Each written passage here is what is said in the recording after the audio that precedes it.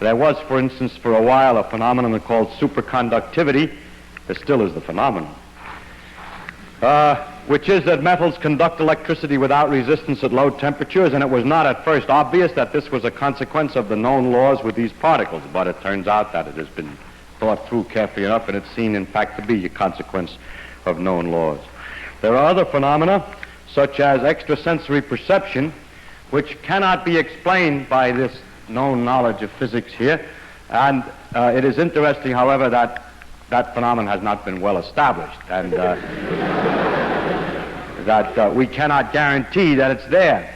So if it could be demonstrated, of course that would prove that the physics is incomplete, and therefore it's extremely interesting to physicists, whether it's right or wrong, and many, many experiments exist which show it doesn't work. The same goes for astrological influences. If it were true that the stars could affect the day that it was good to go to the dentist, then, as in America we have that kind of astrology, then it would be wrong, the physics theory would be wrong, because there's no mechanism understandable in principle from these things that would make it go. And that's the reason that there's some skepticism among scientists with regard to those ideas.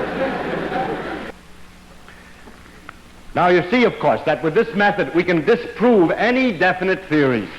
If you have a definite theory, a real guess from which you can really compute consequences which could be compared to experiment, then in principle we can get rid of any theory.